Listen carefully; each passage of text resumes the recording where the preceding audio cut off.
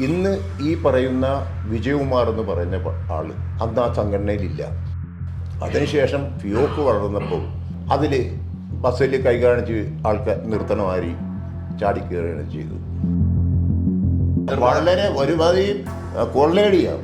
ഇതിന്റെ കൂട്ടത്തിൽ തന്നെ ഇതേമാതിരി സെർവറും ഒക്കെ സ്വന്തമായിട്ട് വെച്ചേക്കുന്ന തിയേറ്റർ ഉടമകൾ എന്താ ചെയ്യുന്നത്? ഇവരായിട്ടൊന്നല്ല, തുറന്ന് പ്രവർത്തിക്കുന്നവരായിട്ട് ഞങ്ങൾ സമരവുമായിട്ട് പോകുന്നവരായിട്ട് സഹകരിക്കില്ല. എന്റെ ചക്കച്ചോളമാര് കാശ് കിട്ടുമ്പോഴത്തേക്ക് അത് നിർത്തിയിട്ടാണ് സമരം ചെയ്യണത്. ഒരു വിഭാഗത്തിന് സിനിമാ തിയേറ്ററുകാർക്ക് കാശ് കിട്ടിക്കോട്ടെ, വേറൊരു വിഭാഗത്തിന് കിട്ടണ്ട, അതാണ് ഉദ്ദേശം. നിലവിൽ ഓടുന്ന സിനിമ ഓടുമെന്ന് തന്നെയാണ് ഇവർ പറയുന്നത്. അത് ശരിയല്ല കേട്ടോ. അപ്പൊ എൻ്റെ ഒരു സംശയം, ഇവർക്ക് എത്ര മെമ്പേഴ്സ് ഉണ്ട്? ഓടുന്ന പടം ഓടിക്കോട്ടെ, അത് റിലീസ് ചെയ്ത എല്ലാ ക്യാമ്പിലും ഓടുന്നുണ്ട്. 135 160 ക്യാമ്പിലും ഓടുന്നുണ്ട്. പിന്നെന്ത് സമരമുള്ളൂ? വിജയകുമാർ ഒറ്റയ്ക്കുള്ള ഒരു തീരുമാനമാണ് എന്നാണ് വിശ്വസിക്കുന്നത്.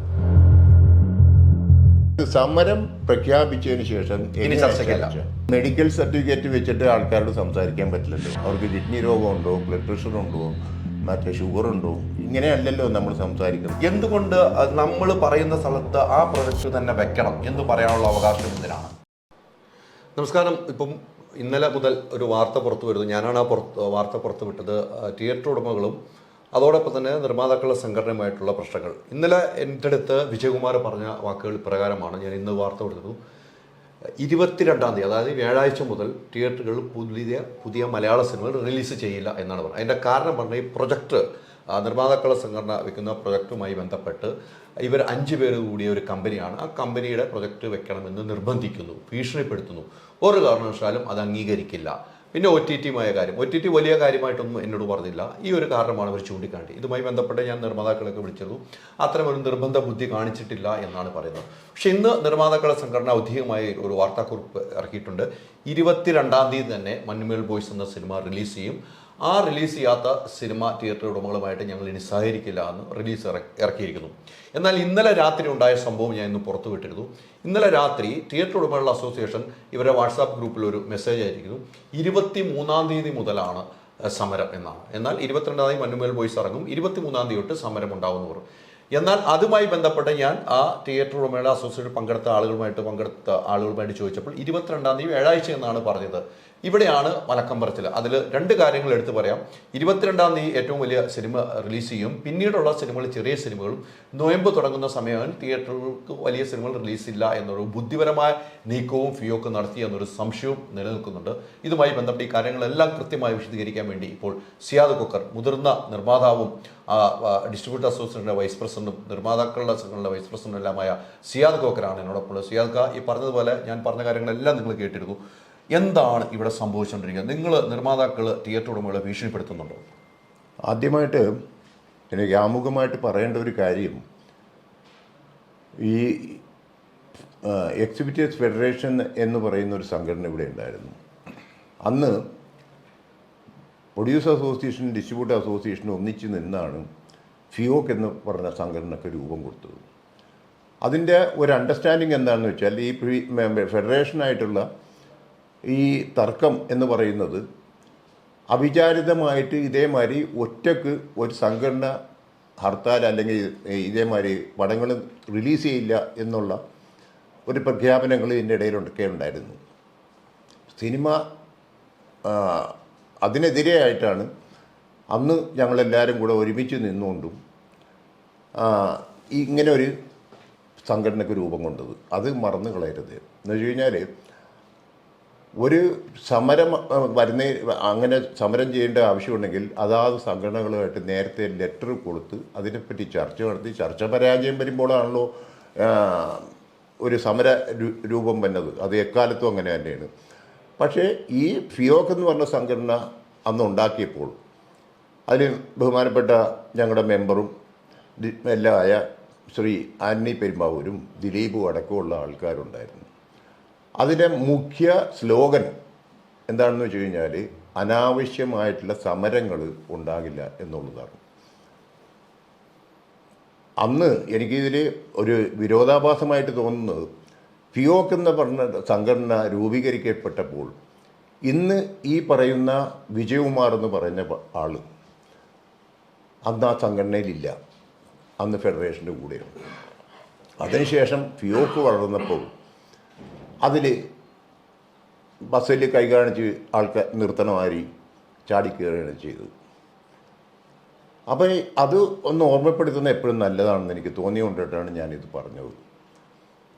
പിന്നെ രണ്ടാമത്തെ കാര്യം വളരെ തെറ്റിദ്ധാരണജനകമാണ് എന്ന് വെച്ച് കഴിഞ്ഞാൽ ഈ പ്രൊഡ്യൂസർ അസോസിയേഷൻ കണ്ടൻറ്റ് എന്ന് പറയുന്നത് അദ്ദേഹത്തിന് ഒരു തിയേറ്റർ ഉടമയാണെന്നാണ് എൻ്റെ വിശ്വാസം.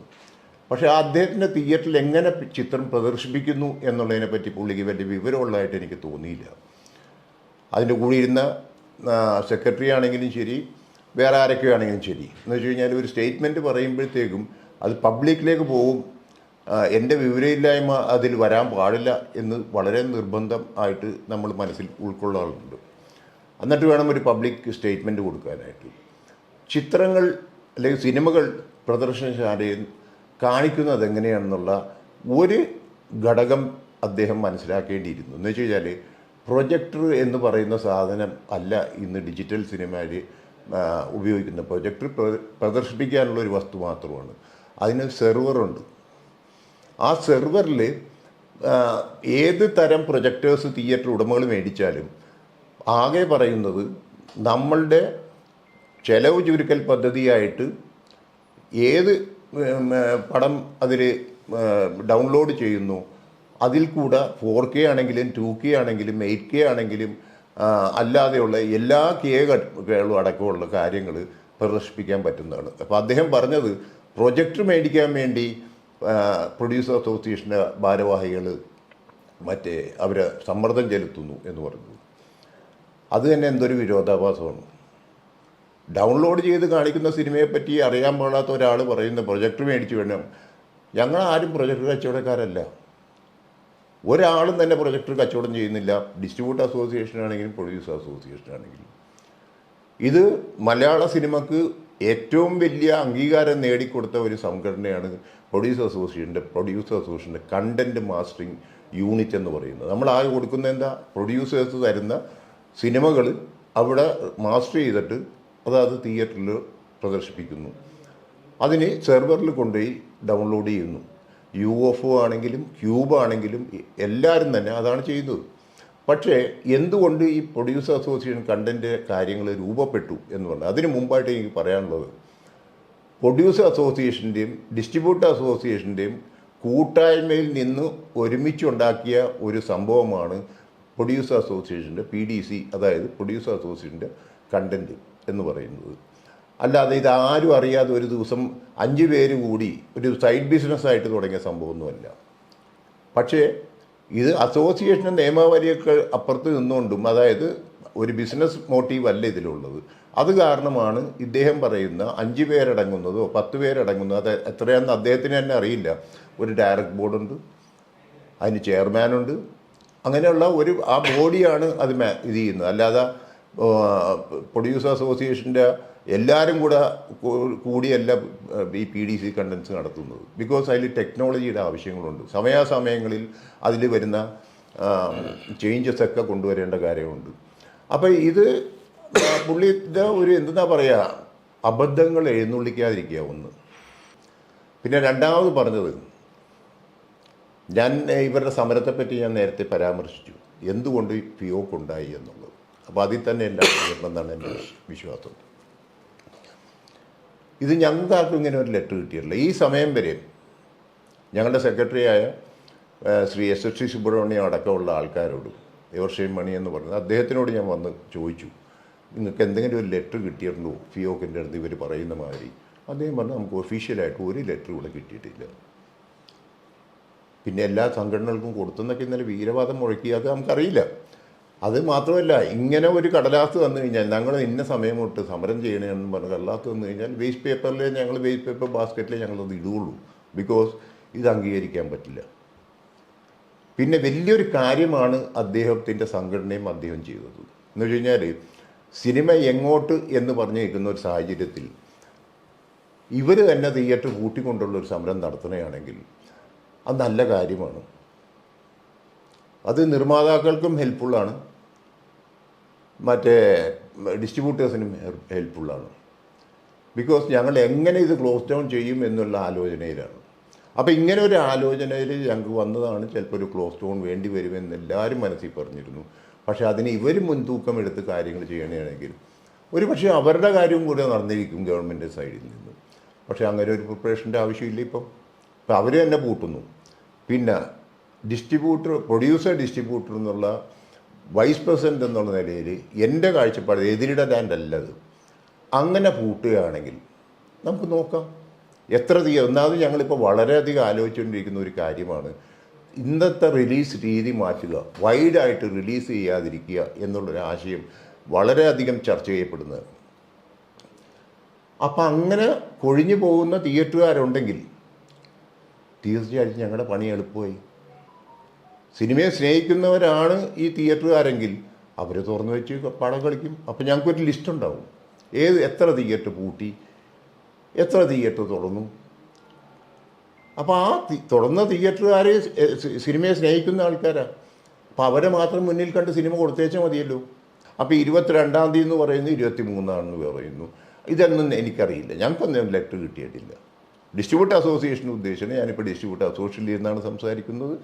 മിസ്റ്റർ SST സുബ്രഹ്മണ്യം എന്ന് പറയുന്ന അദ്ദേഹത്തിൻ്റെ കൂടെ ഇരുന്നാണ് ഞാൻ സംസാരിക്കുന്നത്. അപ്പോൾ ഞങ്ങൾക്ക് കിട്ടാത്തൊരു ലെറ്ററിനെ പറ്റി ഞങ്ങൾ എങ്ങനെ പരാമർശിക്കുക? അതേമാതിരി തന്നെ OTT റിലീസ്, ഇതൊക്കെയാണ് ഇവർ മുൻകൂട്ടി പറയുന്നത്. ഇതൊക്കെ പല വട്ടം ചേംബറിൽ പറഞ്ഞിട്ടുണ്ട്.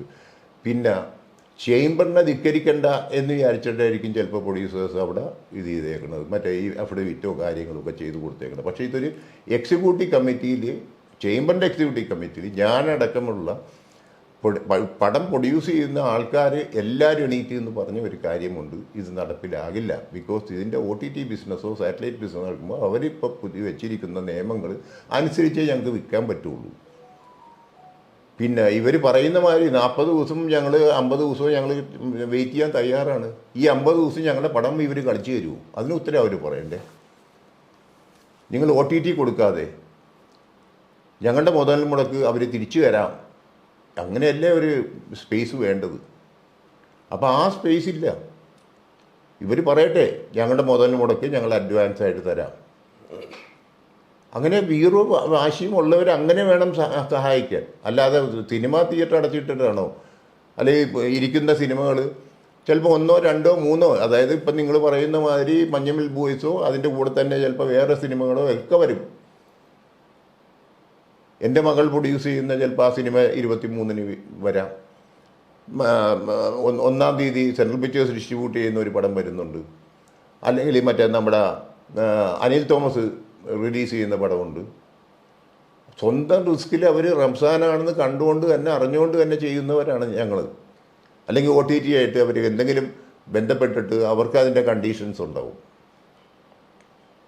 അപ്പം അത് ചെയ്യാൻ പാടില്ല എന്നും പറയേണ്ട കാര്യം ആർക്കുമില്ല. അല്ലെങ്കിൽ അവർ പറയണം നിങ്ങൾ OTT കൊടുക്കണ്ട, നിങ്ങൾക്ക് എന്ത് കോസ്റ്റ് വന്നിട്ടുണ്ട് ആ കോസ്റ്റ് ഞങ്ങൾ തിയേറ്ററിൽ നിന്ന് കളിച്ച് തന്നോളാം.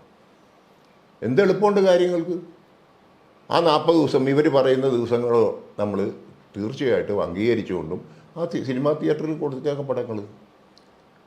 പിന്നെ നേരത്തെ നിങ്ങൾ പ്രതിപാദിച്ചതിൽ ഒരു കാര്യം ഞാൻ പറയാൻ പറ്റുമോ എന്ന് വെച്ച് കഴിഞ്ഞാൽ, PDC കണ്ടൻസ്, അതായത് പ്രൊഡ്യൂസർ സോഴ്സിൽ നിന്നുള്ള ഒരു കണ്ടൻറ്റ് സിനിമാ തിയേറ്ററിൽ കൊണ്ടുപോയി കളിക്കുന്ന ഒരു പ്രൊജക്ടർ മാറ്റേണ്ട കാര്യമില്ല, സെർവർ ഡീറ്റെയിൽസ് മാത്രം തന്നാൽ മതി.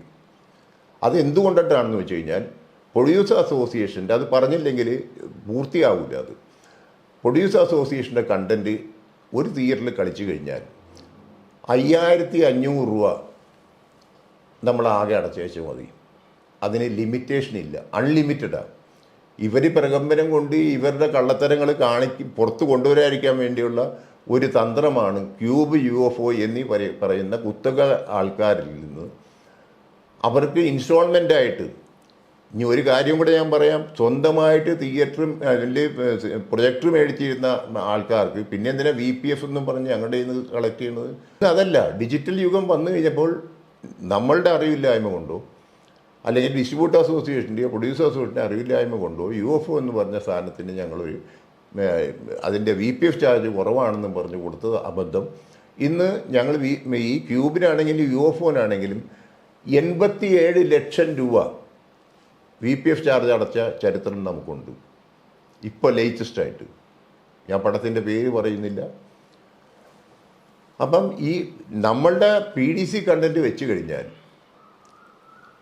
ഈ തീർച്ചയായിട്ടും ഇത് ഒരു 100 സ്റ്റേഷൻ ഞങ്ങൾക്ക് ഇത് ഇപ്പം തന്നെ 70 സ്റ്റേഷനോളം 70 സ്ക്രീനുകൾ ഞങ്ങൾക്കുണ്ട്.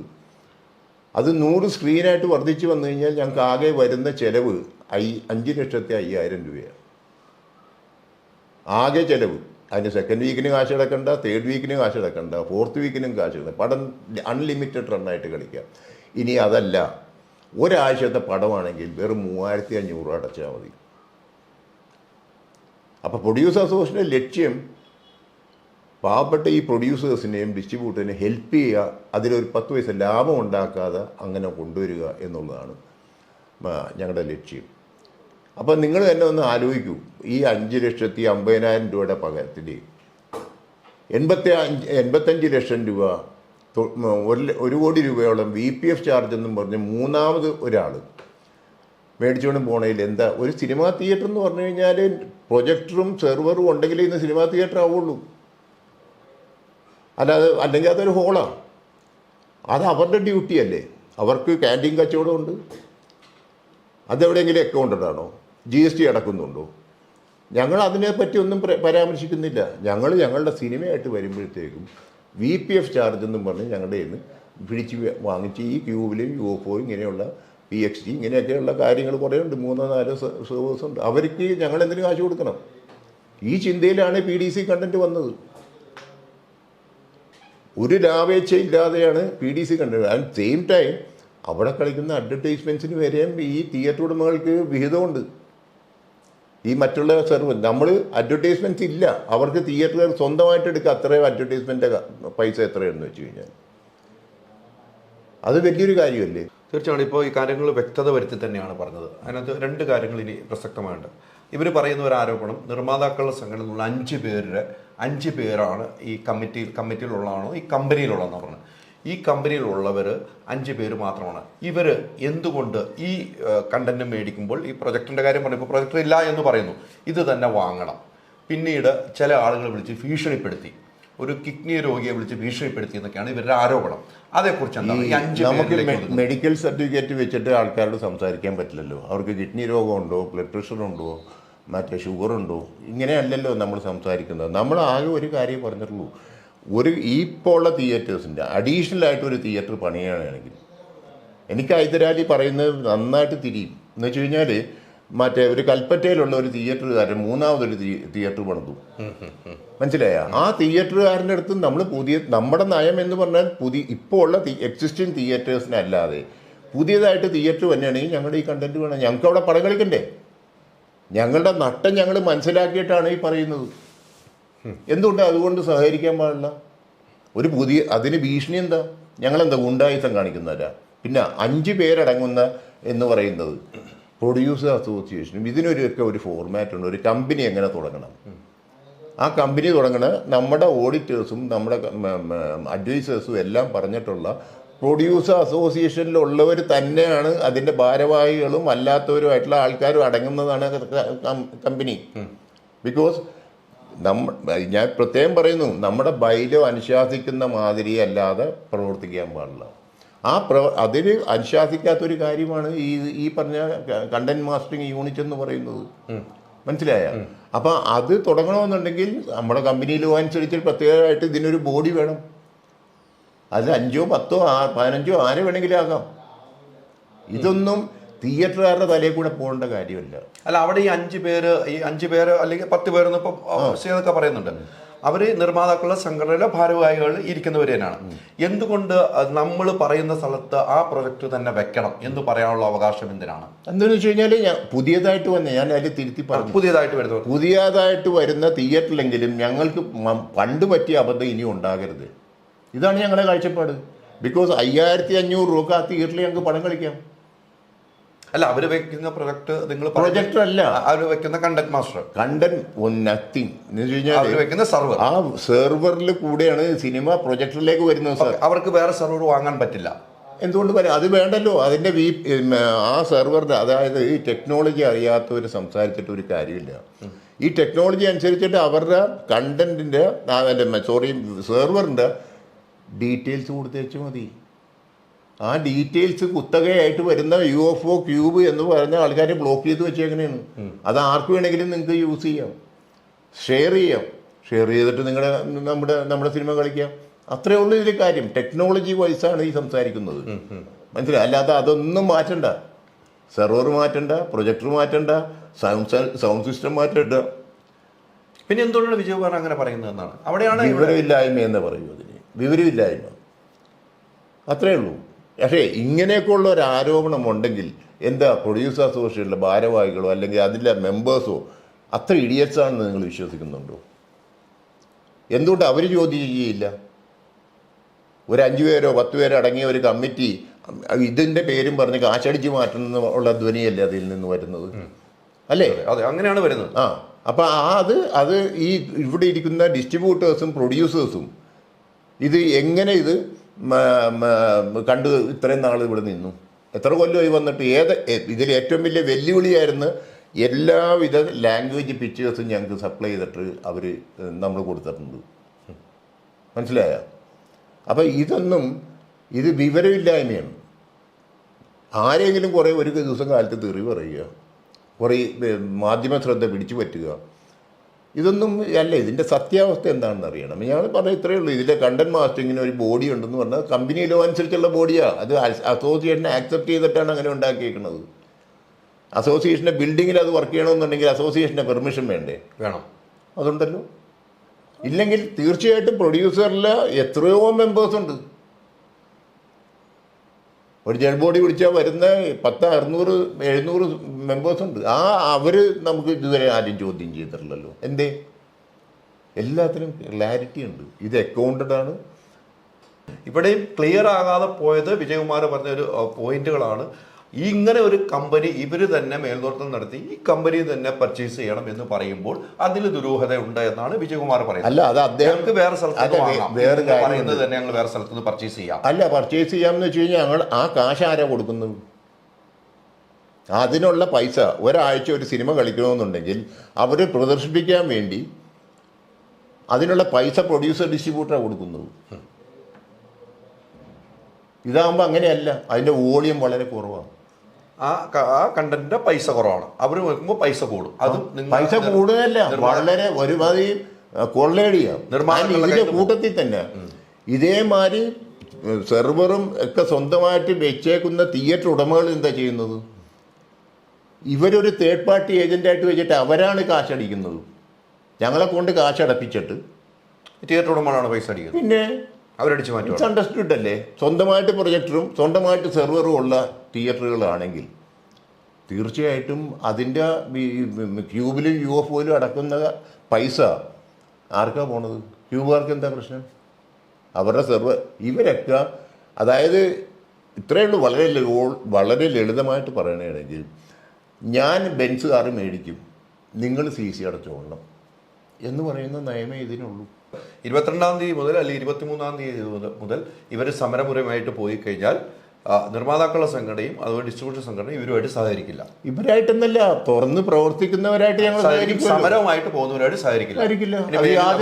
അതെന്താ കാര്യമെന്നറിയോ? ഞങ്ങൾക്ക് എങ്ങനെയെങ്കിലും ഈ റിലീസ് സ്റ്റേഷൻസ് ഒന്ന് റിസ്ട്രിക്ട് ചെയ്യണമെന്നുള്ള ആഗ്രഹം കൂടെ നമുക്കുണ്ട്. അത് അവരായിട്ട് വഴിവെച്ച് വരുന്നു. അതാണ് അത്രയാണ് അതിലെ ചുരുക്കം. അവരായിട്ട് വഴി നിലവിൽ എങ്ങനെ സമരമായിട്ട് പോയാൽ അവരുമായിട്ട് സഹകരിക്കില്ല. അല്ല, ഇനി സഹകരണം ഇല്ല. ഇനിയിപ്പോ ചർച്ചയ്ക്കുമല്ല, അതായത് സമരം പ്രഖ്യാപിച്ചതിന് ശേഷം ഇനി ചർച്ചയ്ക്കല്ല, പ്രഖ്യാപിച്ചതുകൊണ്ട് അതിന് മുമ്പാണ് ചർച്ചയ്ക്കുണ്ടായിരുന്നു. തീർച്ചയായിട്ടും എത്രയോ മീറ്റിംഗ് പ്രൊഡ്യൂസർ അസോസിയേഷനും ഡിസ്ട്രിബ്യൂട്ടർ അസോസിയേഷനും കമ്പൈൻ ചെയ്തിട്ട് ഫിയോക്ക് എന്ന് പറഞ്ഞ സംഘടനയും ഫെഡറേഷൻ എന്ന് പറഞ്ഞ സംഘടനയും എക്സിബിറ്റേഴ്സ് അസോ എന്ന സംഘടനയായിട്ട് ഈ കഴിഞ്ഞ നാളുകളിൽ തന്നെ മിനിറ്റ്സ് വേണമെങ്കിൽ എടുത്ത് കാണിച്ചു തരാം. ഇനി ചർച്ചയ്ക്കുമില്ല. ഇനിയും ചർച്ചയ്ക്കില്ല. പക്ഷേ സമരം എന്ന് പറയുന്ന സാധനം വെച്ചുകൊണ്ട് ചർച്ച ചെയ്തിട്ട് എന്താ കാര്യമുള്ളത്?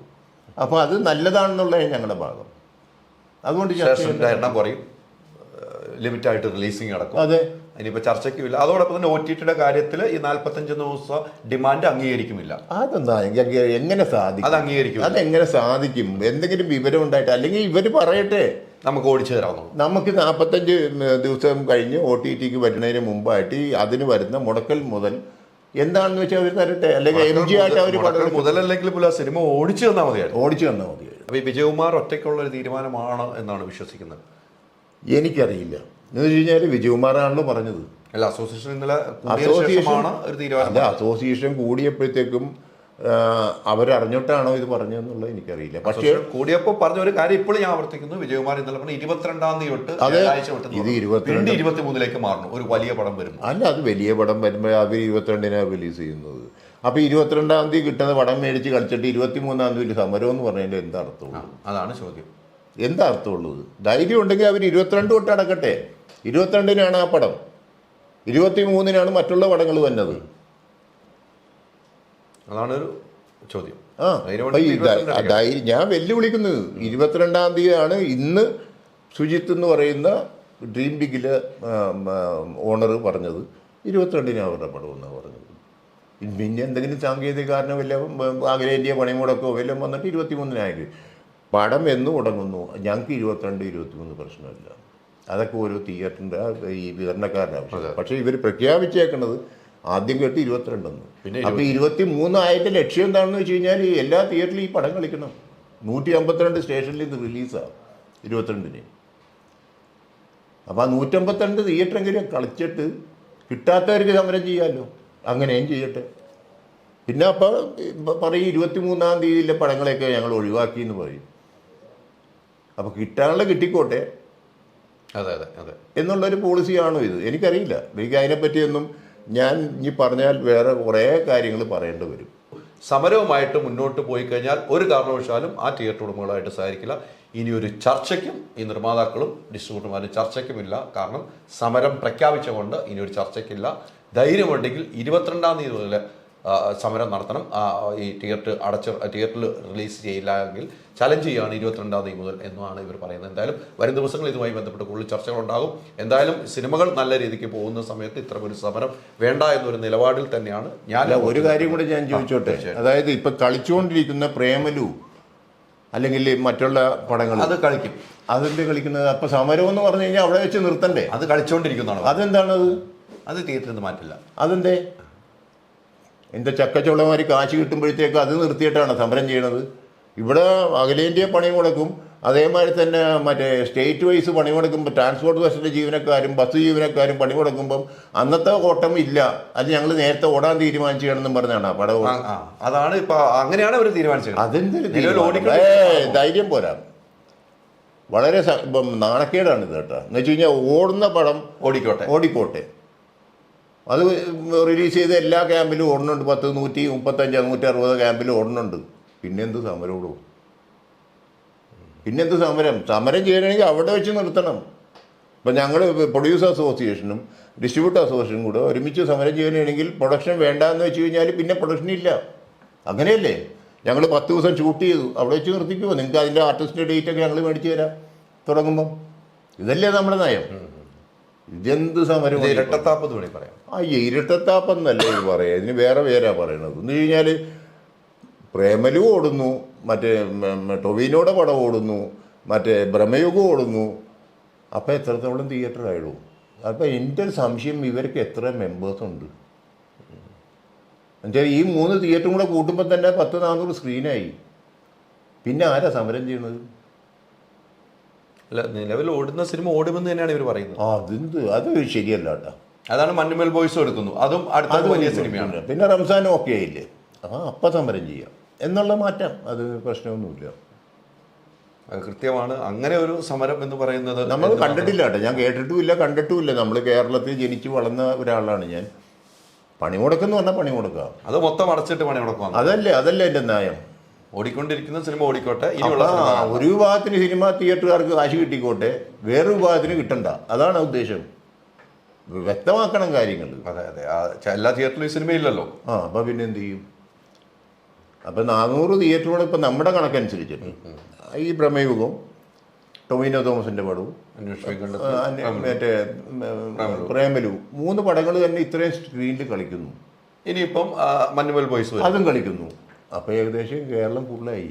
പിന്നെ സമരം ചെയ്യാന്ന് പറയണ എന്താണെന്ന് എനിക്കറിയില്ല കേട്ടോ, എനിക്കറിയില്ല. പിന്നീടുള്ള സിനിമകൾ റിലീസ് ചെയ്യില്ല എന്ന് പറയുന്നു. അത് പിന്നീട് ഏതാണ് 22 ഒരു ഡേറ്റ് പറഞ്ഞിട്ട് പിന്നീടുള്ള സിനിമകൾ എന്ന് പറഞ്ഞു കഴിഞ്ഞാൽ 23-ാം തീയതി റിലീസുള്ളതായിട്ട് നമുക്കറിയില്ല. പിന്നെ 1-ാം തീയതി 2-ാം തീയതിയാണ് റിലീസ്. അപ്പോൾ അതെന്ന് വെച്ചാൽ പാവം അനിൽ തോമസിന്റെ പടം ഒന്നാണ്. അത് ഈ പറഞ്ഞ മാതിരി ലോകത്ത് മുഴുവനും റിലീസ് ചെയ്യുന്ന പടമല്ല. അത് കാരണം ചിലപ്പോൾ അത് പിന്നെ ഉപദ്രവിക്കാനായിരിക്കാം, അല്ലാതെ അത് കളിക്കാതിരിക്കില്ല. അത് കളിക്കുമെന്ന് അനിൽ തോമസ് എന്ന് പറഞ്ഞിട്ടുണ്ട്. അത് അനിൽ തോമസ് പറഞ്ഞാൽ തിയേറ്ററുകാർക്ക് അറിയാം. അത് നിങ്ങൾ അവരെ സഹായിക്കുന്ന അല്ല, ഞങ്ങളുടെ സുഹൃത്ത് ബന്ധം കൊണ്ടിട്ട് സപ്പോർട്ടും ഇതൊന്നുമല്ല, പല സുഹൃത്ത് ബന്ധങ്ങളും ഉണ്ട്. ഈ സുഹൃത്ത് ബന്ധങ്ങൾ വെച്ചിട്ട് എന്തൊക്കെ ചെയ്യും എന്നുള്ളത് നമുക്ക് കാത്തിരുന്ന് കാണാനല്ലേ പറ്റുള്ളൂ. തീർച്ചയായിട്ടും.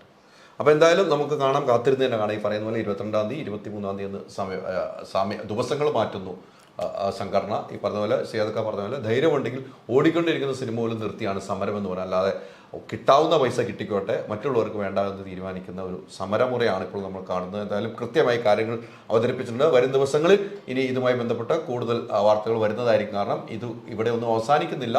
OTT റിലീസുമായി ബന്ധപ്പെട്ടുള്ള ചർച്ച ഒരു കാരണവശാലും 45 ദിവസമൊന്നും ആകില്ല എന്ന് ഉറപ്പ് തന്നെയാണ് ഇപ്പോൾ സേതക്കയിൽ നിന്ന് നമുക്ക് ലഭിച്ചത്. അത് സംഘടന എടുത്തിരിക്കുന്ന തീരുമാനമാണ്. അപ്പോൾ നമുക്ക് കാണാം.